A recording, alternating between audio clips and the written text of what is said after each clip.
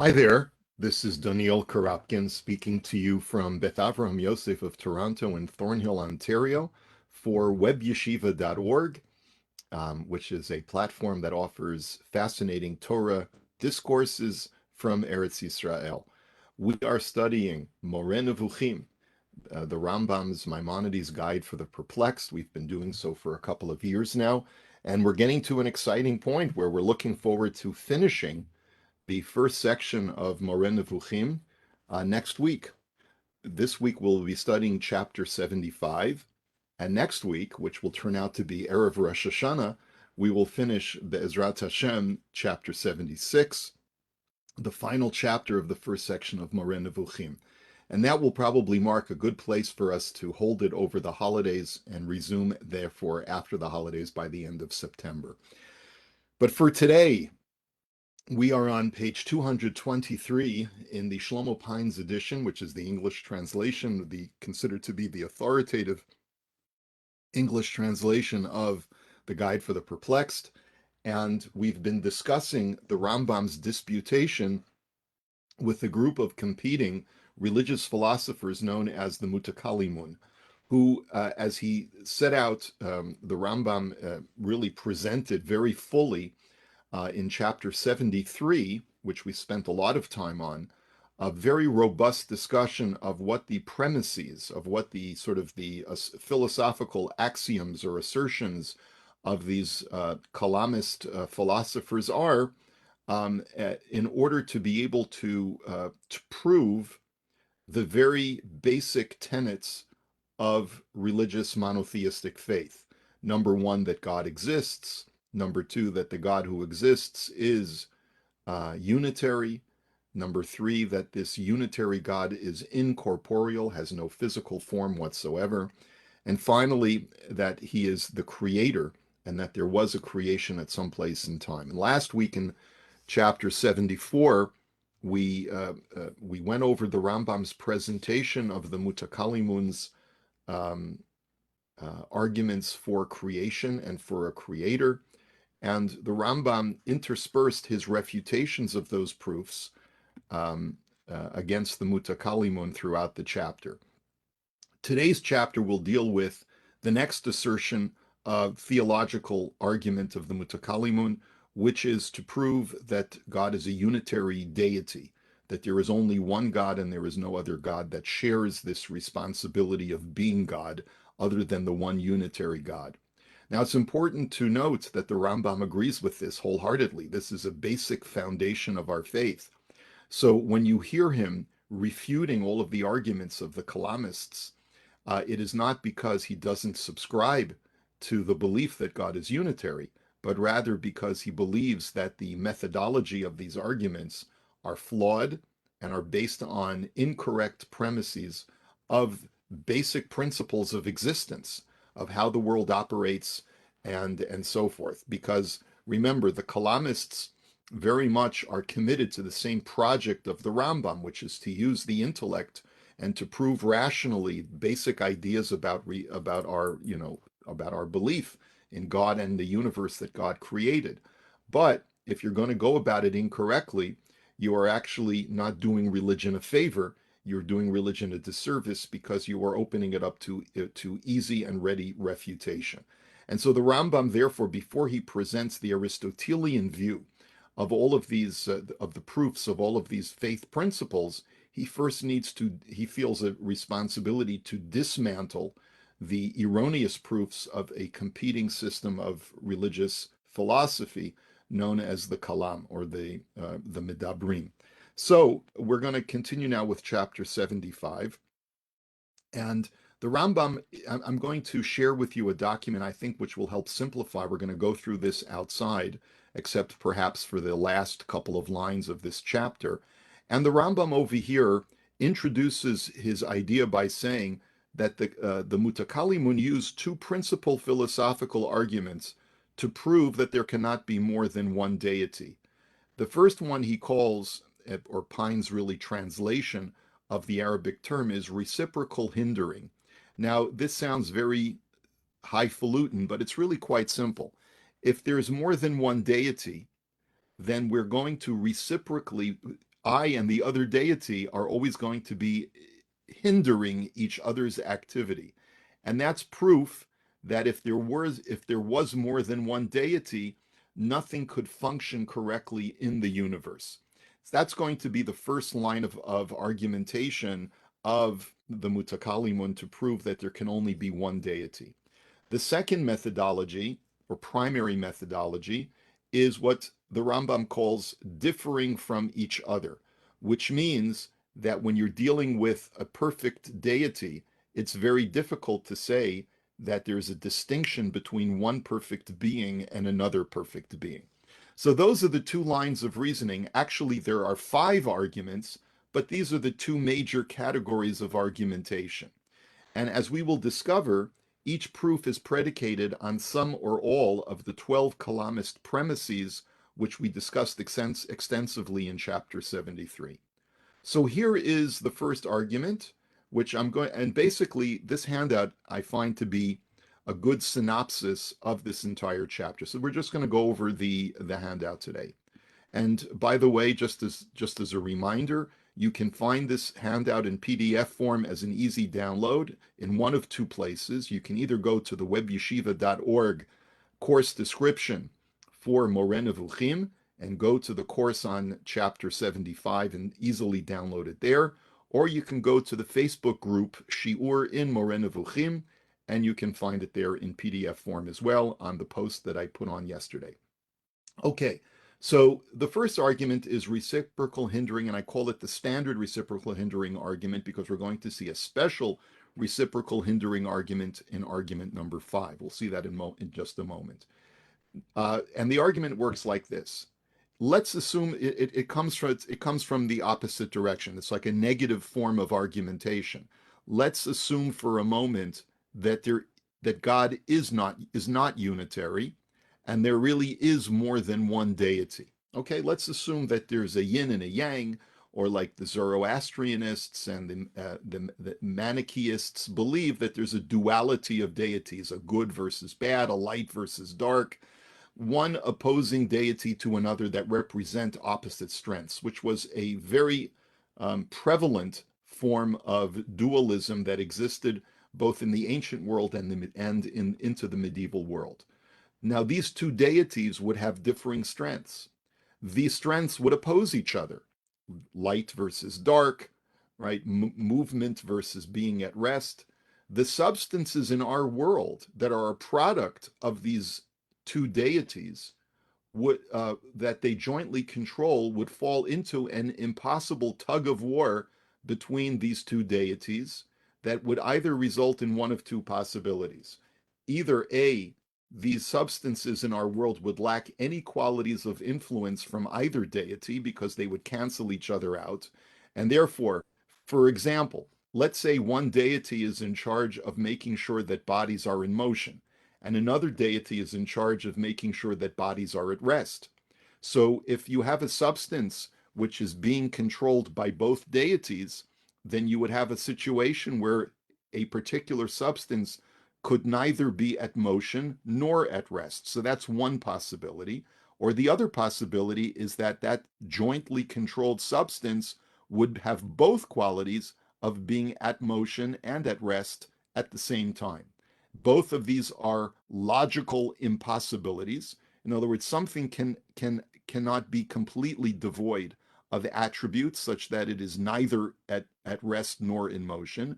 And it's also equally impossible for something to be both in motion and at rest, to be both light and dark, to be both up and down at the same time, or neither up or down at the same time. And therefore, if there was going to be this subscription to a duality in one's belief in this deism, in this belief in God, that would be a logical impossibility. This is the first argument of the Mutakalimun, what Hines calls reciprocal hindering. These gods would hinder each other reciprocally, going back and forth in controlling the substances that make up our universe. So the Rambam presents this argument, and then he presents the refutation. This argument is premised on three Kalamist teachings that, as you'll see in a moment, we Aristotelians reject. Number one, that this universe is comprised completely of atoms, like we've talked about from chapter 73. We live in an atomic universe, and these atoms are completely all the same substance. There is no difference between one atom and another, regardless of what of the variegated substances that exist in our universe. All atoms throughout the universe are the same, only differing by their accidents. And finally, even negative attributes, such as being at rest or not being alive, are constantly being created and super added onto every single atom, which was premise number 7 in chapter 73. The point being is that you only have this conundrum of this logical impossibility if you believe that two deities, one being responsible for motion and one being responsible for being at rest, are actively working on the same substance at the same time. And then you end up with this clash. However, Aristotelian philosophy believes that the substance of the sublunar world, sorry for the typo, is inherently different from the substance of the heavens. And that's something that he's going to set out to prove.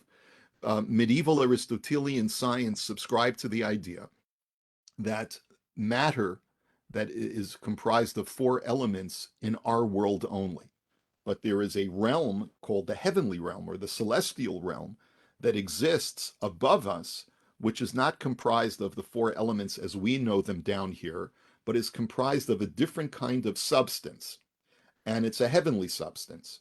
And it's therefore the world is not completely homogeneous and uniform like the atomists, the kalamists, believe. It is therefore conceivable that there would be two deities, one controlling the lower realm and the substances of the lower realm, and the other deity controlling the upper realm, such that they do not hinder each other. So that's the Rambam's refutation. Now, if you read this in a vacuum, you would say, oh, the Rambam is a dualist. No, far, chas v'shalom, right? Of course not.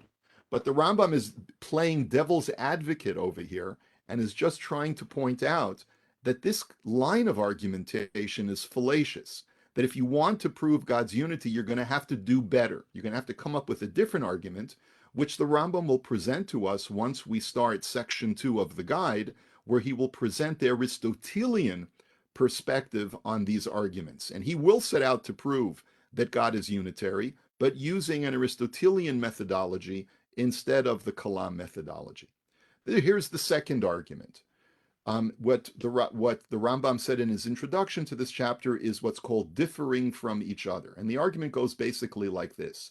Deities are, by definition, perfect and necessary beings, but in order for them to be truly separate and distinct, if we were to argue, once again, using that negative argument, let's assume for a moment that God is not unitary, and that God is, there's two gods instead of one God.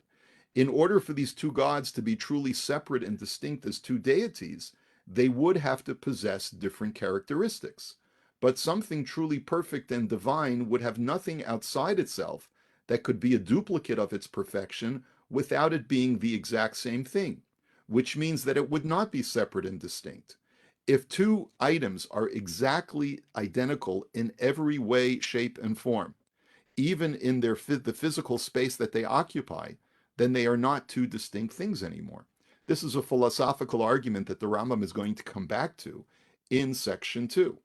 And so therefore, you would think that the Rambam would have to accept this argument, but he says to the Kalamists who put forth this argument and says, this argument is actually acceptable, but only to an Aristotelian who believes that God and his attributes are one and the same, that God is completely self-contained, and you cannot sort of separate God from his sundry attributes. Everything is completely unitary, contained within God. We will therefore use this line of argumentation in section 2, chapter 1 of the guide.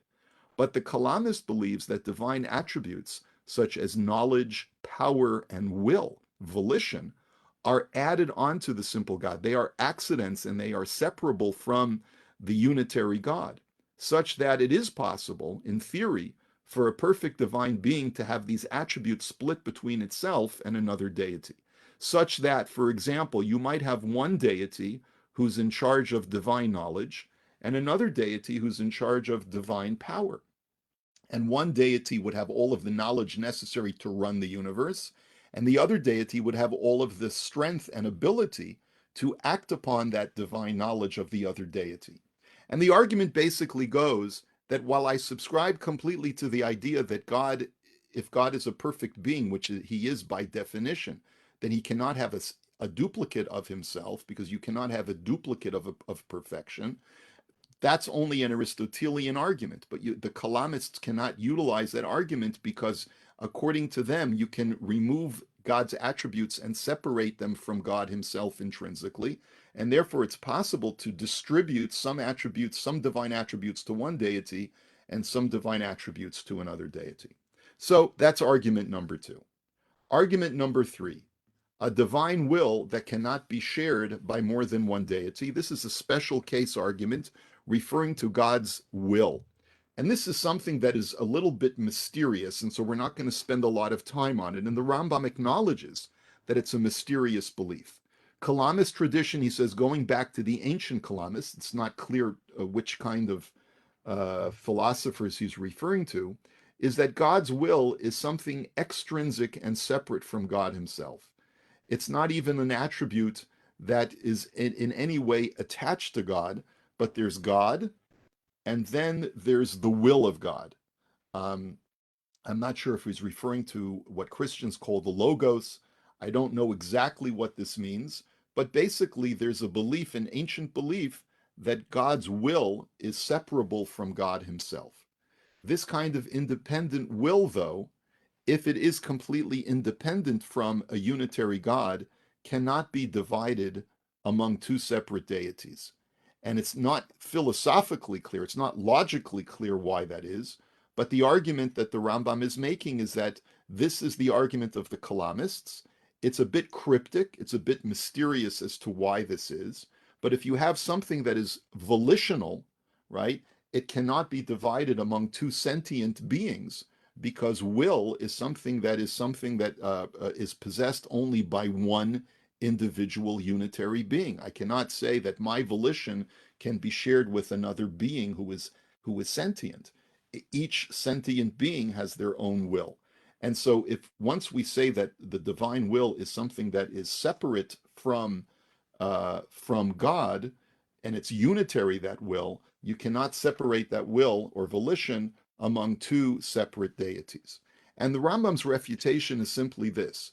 This argument attempts to apply philosophical logic to a transcendent concept that we don't even properly comprehend, namely something that we call an independent divine will. And the Rambam says this is where we get into a problem with the Kalamists, which we saw back in chapter 74 last week. If you remember, there were 7 proofs that they wished to demonstrate that the world could not have existed infinitely, that it had to have been created at some point. And the 7th argument that the Kalamists made was that if the world has existed infinitely, going back to infinity, that means there must be an infinite number of mortal human souls that are coexisting, and you can't have a concurrently existing infinite number of finite objects existing at the same time. And the Rambam's refutation of that is you're dealing with metaphysical beings which do not conform to the laws of physics. So even though we might even concede, Aristotelians might concede, that it's impossible to have an infinite number of finite things, but you cannot apply that to spiritual essences. And the same argument I will make, I've already illustrated this flaw of the Mutakalimun when discussing their proof that eternal creation is impossible based on the impossibility of infinite souls. Don't try to use logical arguments that apply to the physical world or the rules of physics and apply them to metaphysical concepts which transcend human understanding. That's argument number 3. Argument number 4, which we would call necessary deity versus contingent deity. And this is an interesting idea, which the Rambam says is a fundamental flaw in logic, really a fundamental flaw in nomenclature or verbiage. The argument goes like this: only one deity is necessary for reality exist. All additional deities are contingent, that is, they are possible but not necessary. In other words, the argument is basically this: everything got here from some kind of deity. how many deities are necessary for existence to exist, for reality to exist? And the answer is the minimum that you need is one. Is it necessary to have more than one God in order for reality to exist? No. Is it possible that there is more than one deity? Say the Kalamists, yes, it's possible, but it's not necessary. Since the definition of God is the only true necessary being, it is impossible for a deity to be contingent and not necessary. So that's the argument. One of the fundamental definitions of God as a perfect being is not only that he is perfect, but he is the only essential being for all of reality to exist.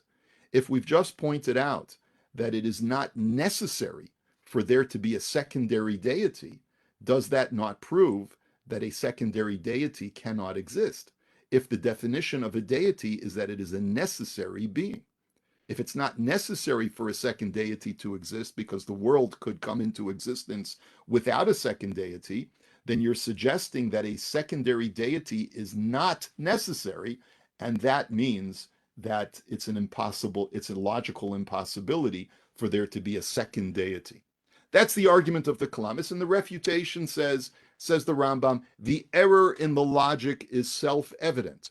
We are not suggesting that a second deity is contingent, but rather that our knowledge or understanding of a second deity is contingent.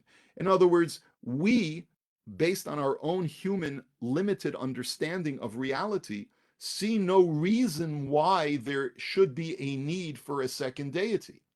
But it is quite possible that a second deity is absolutely necessary, but it's just our understanding of that deity's necessity which is lacking. And the Rambam says something truly shocking, again, as devil's advocate. Just as Christians are mistaken about their conception of God being three, being Trinitarian, we could just as easily be mistaken about our conception of God being necessarily one, using this Kalamist line of reasoning. Just because we don't understand why there needs to be more than one God doesn't mean that that's in reality the truth. And so, therefore, you cannot make the argument based on limited human understanding of why there should only need to be one God to say that it's a logical impossibility for a second deity to be a necessary deity. So it's a bit of a takes a moment to get your head around it, but the argument that the Rambam is making is, yes, you're right. For a deity to be a deity, it cannot be contingent, it must be necessary.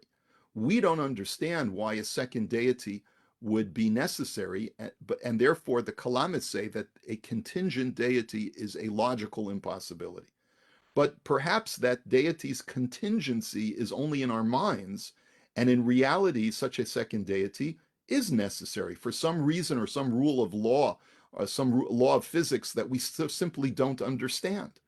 So therefore, the Rambam says this is a circular line of reasoning. It collapses into itself, and we have to completely reject it. And finally, argument number 5, which is what I would call a special case of reciprocal hindering, which means, like, remember, if we go back to the first argument of the Rambam, his argument was that if you have competing deities, if you have competing gods, they're constantly going to be getting in each other's ways and negating each other and negating the substances that they jointly control. So this is a special case of that argument, the Rambam says, and it goes something like this. One perfect deity is sufficient to create everything. If a second deity is necessary, does this not imply deficiency in the first deity or in the second deity? So the very fact that you need a second deity, says this final fifth argument, which is, the Rambam says, a later mutakalimun argument. If the fact that you need two gods implies that each god is not self-sufficient, and a non-self-sufficient god is an imperfect god, and does that not imply that the deity is really not a deity? Again, if you're a perfect deity, you shouldn't need anything outside of yourself in order to bring about all that exists and to control all that exists. If there is a need for a second deity, this implies that each one of the two deities is not self-sufficient, is not perfect, and ergo is not truly a deity. Again, a logical impossibility. And the refutation that the Rambam offers for this is that he says, again, this argument is predicated on the Kalamist premise that anything imaginable is possible, which was premise number 10 in chapter 73. But Aristotelians subscribe to laws of physics and even metaphysics, which make it logically impossible for even God to do certain things. To say that a God, is limited in some way is not to suggest that God is in some way not a deity, because the same God who is responsible for all that exists is the same God who places limitations even for himself or itself, the deity itself, to be able to do certain things. It's just some examples, and this is basic philosophy 101 or deism 101. God cannot make himself corporeal, right? That's a basic Aristotelian premise, which is one of the foundations of faith, that in lo demut haguf ve'eno guf, that God is non-corporeal. What if God wanted to make himself corporeal? No, that's a philosophical impossibility, because a perfect being cannot be corporeal. Now, you could say that that's a linguistic argument, but the Rambam believes it's an ontological argument as well. In other words, it is based on the principle of what it means to be perfect. It is impossible for God to be a corporeal being. Does that indicate some lack of perfection within God because there's something that he cannot do? No. God uh, uh, God confines himself to certain rules of metaphysics that he put into motion in the universe. Another example is God cannot create a duplicate of himself. That's, again, a philosophical impossibility, as we pointed out before, that you cannot have a duplicate of something that is completely self-contained, completely necessary, and completely perfect. Otherwise, it wouldn't be a duplicate of itself, it would be the same thing. Another example of what God cannot do is from the world of mathematics. God cannot create a right triangle such that the hypotenuse is equal in length to one of its sides. Now, does that indicate that God is in any way confined or limited or less than perfect? No. Adarabba, we would say, just to the contrary. The fact that God is confined to rules and principles of both physics and metaphysics simply means that God as a perfect deity is conforming to the world and the rules of the world which he created. And therefore, it is conceivable that there should be more than one deity, each deity being perfect but being limited to set laws of nature that are part of a pattern of nature that God put into motion ever since existence began. To wit, even the Mutakalimun acknowledge that God is limited to creating via atoms and nothing else. And here the Rambam uses an argument and says, even the Kalamists have to submit that God is in some way confining himself. And how do we know that? Because the Kalamists argue that the whole world is comprised, all of the material of this world is comprised of atoms. What if God decided not to use atoms to make up all of the substances that make up our world? Well, no, they say that's not the way God works. Well, are you then not limiting God to only creating things atomically and not through other means? Well, yes, but does that not mean that God is limited? No, it means that God allowed himself to be confined to certain principles and rules of science. Well, then, you see that even you have to submit that that's a valid argument, and if so, it's conceivable that there would be more than one deity, each deity being perfect but being confined to certain already pre-established rules for that particular deity. The point is that just because God is a deity would be limited in some way does not negate its godliness. Okay, and that's the final argument that the Rambam brings and refutes. And based on all of this, this is all, you get your mind in a pretzel by going through this. Let me also point out, as I pointed out in the in my notes, that this fourth argument of there being only one necessary being is very similar to the argument of Occam's razor, which is something that Rav Toledano points out in his notes. We won't go into that now because we're almost out of time. The postscript of all of this that the Rambam leaves us with at the end of this chapter is that he quotes one Kalamist who was so wearied, he says, by these proofs that he instead posited that one should accept God's unity not based on philosophical arguments, because he saw through all of these holes, just as the Rambam says, I have just demonstrated in this short chapter.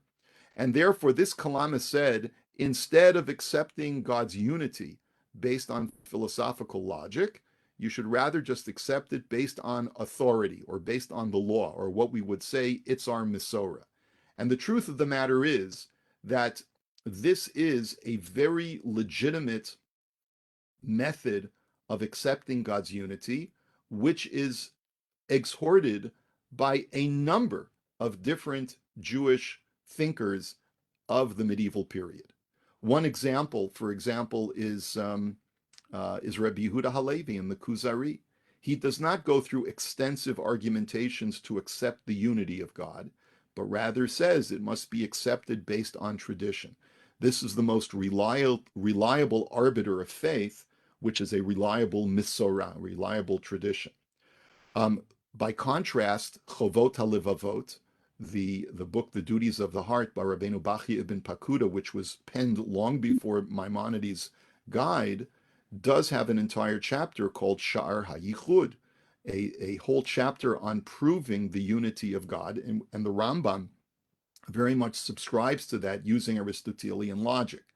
It is interesting to note that the sort of the mainstream um, mindset of Jewish thought after the Rambam is to do exactly what the Rambam quotes one of these Kalamists is doing, which is accept God's unity based on authority, not based on philosophical logic, because you're going to get yourself twisted in a pretzel and you may end up providing a proof that is really not a legitimate proof.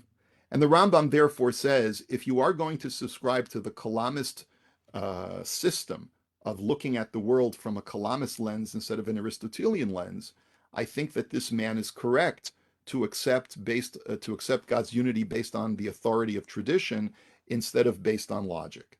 The Kalamists created, he says, their own conundrum by positing that there is no permanence to nature and no set laws of physics. Ergo, one cannot conclude anything off of such an unsteady and unpredictable ground where everything is constantly being created and recreated, and anything and everything is possible as long as you can imagine it, which is what we said in chapter 73. We should instead go to God and men of true philosophy to discover the truth, and that's how the Rambam concludes the chapter. And so, with this, we have finished our discussion of God's unity. The very last thing that we will leave for discussion in chapter 76 next week is the chapter about God's incorporeality, God being completely non-physical, which the Kalamists believe that they have been able to prove, and which the Rambam will once again refute. And that's going to be the topic of next week's final chapter of our discussion of Moreh Nevukhim section 1. We will then take a break because of the Jewish holidays, and we will resume sometime in late September. Wishing you all a great day. We will hold it here for now.